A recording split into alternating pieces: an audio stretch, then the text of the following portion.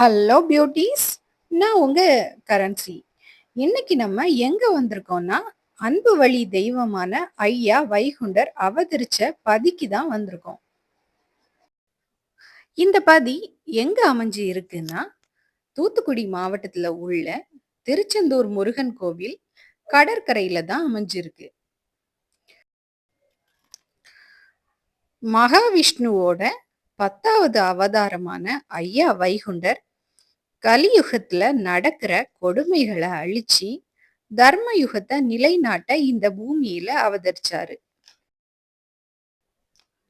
நம்மளோட முன்னோர்கள் காலத்துல திருவாங்கூர் சமஸ்தானமாய் இருந்த கன்னியாகுமரி மாவட்டத்துல அப்போது இருந்த மன்னன் கடுமையான சட்டங்களாலும் வரிகளாலும் மக்களை கொடுமைப்படுத்தி வந்தான். அந்த கொடுமைகளை தடுத்து மக்களை நல்வழிப்படுத்தவே ஐயா இந்த பூமியில அவதரிச்சாரு. அப்படி பூமியில அவதாரம் எடுக்க முதல்ல பூவுலகுல சம்பூர்ண தேவன் என்கிற குழந்தைய பிறக்க செய்து அவருக்கு முடிசூடும் பெருமாள்னு பேரும் சூட்டி, அந்த குழந்தை தன்னோட 24 வயதை எட்டியதும் கடுமையான நோயால் பாதிக்கப்பட்டு திருச்செந்தூர் முருகன் கோவிலுக்கு அழைத்து செல்லப்பட்டாங்க. அப்போது அவர் கடல் அலைகள்ல மாயமானார். பின் கொல்லம் ஆண்டு 1008 மாசி 20ஆம் நாள் கிபி 1833 மார்ச் 1 அன்று கடல்ல இருந்து வைகுண்டராக எழுந்து அருளினார். அவர் அந்த காலத்துல பண்ண சமூக புரட்சியில முக்கியமானது என்னன்னா, முதல்ல சமத்துவ பந்தி, அதாவது எல்லா மக்களும் சமம்னு சொல்றதுக்காக அனைத்து மக்களும் ஒன்றாக அமர்ந்து உணவு உண்ணும் முறையை உருவாக்கினார்.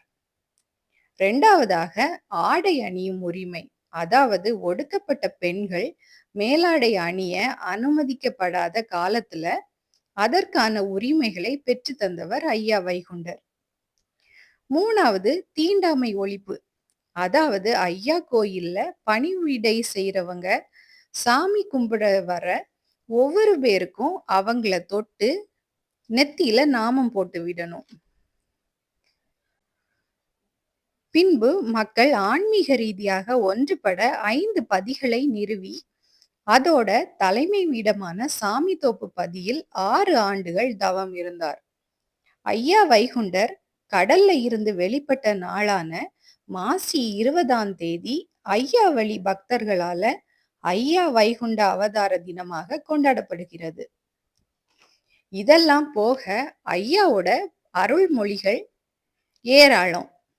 அதுல எளியோரை கண்டு இறங்கியிரு என் மகனே, வலியோரை கண்டு மகிழாதே என் மகனே. அதாவது சில மனிதர்கள் பணக்காரங்களை ரொம்ப நல்ல ட்ரீட் பண்ணுவாங்க, ஏழைகளை ரொம்ப மட்டமா ட்ரீட் பண்ணுவாங்க. அப்படியெல்லாம் இல்லாம அனைவரையும் சமமா ட்ரீட் பண்ணணும்னு சொல்லி இருக்காரு ஐயா வைகுண்டர். நீதி அழியாதே, நீ சாபம் கூறாதே. இந்த பொன்மொழிகள்ல உண்மை என்னைக்குமே சாகாது. அதனால நீ மனதார மற்றவர்க்கு சாபத்தை கூறாதேன்னு சொல்றாரு. அடுத்து தாழ கிடப்பாரை தற்காப்பதே தர்மம். இந்த பொன்மொழி தான் எனக்கு ரொம்ப பிடிச்சது. இதுல என்ன சொல்றாருன்னா, எல்லா விதத்திலையும் ஒதுக்கப்பட்டவரையும் தாழ்த்தப்பட்டவரையும் காப்பதே தர்மமாகும்னு சொல்றாரு. மற்ற தெய்வ வழிபாடுகள்ல இருந்து ஐயா வழி வழிபாடு ரொம்ப மாறுபட்டதா இருக்குது. இங்க உருவ வழிபாடு கிடையாது, ஊதுபத்தி கற்பூரம் ஏற்ற மாட்டாங்க. எந்த ஐயா பதிகள்லையும் காணிக்கை பெட்டி கிடையாது. ஐயாக்கு தேங்காய் எண்ணெயில தான் விளக்கேற்றுவாங்க. கருவறைக்குள்ள ஒரு கண்ணாடி அமைச்சு இருப்பாங்க. அதற்கு அர்த்தம் என்னன்னா, உனக்கு உன் மனசாட்சி தான் கடவுள்னு.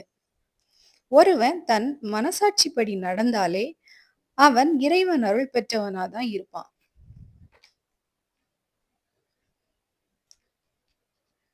ஐயாக்கு பிச்சிப்பூ, பழங்கள், வெற்றிலை பாக்கு, முழு தேங்காய், எலுமிச்சை வச்சுதான் படைப்பாங்க. உயிர் பலி ஐயா வழி வழக்கத்துல கிடையவே கிடையாது. அதனால தான் தேங்காய கூட உடைச்சு படைக்க மாட்டாங்க இந்த ஐயா வழியில. ஐயாவ வழிபடும்போது உச்சி படிப்பு, உகப்படிப்பு, மாப்பு கேட்டல்னு ஸ்லோகன் சொல்லி வழிபடுவாங்க.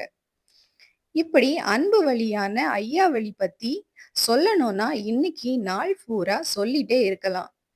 நெக்ஸ்ட் வீடியோல ஐயா வைகுண்டர் பத்தி இன்னும் நிறைய தகவல்களோட நான் உங்கள சந்திக்கிறேன். Until then, by from currency.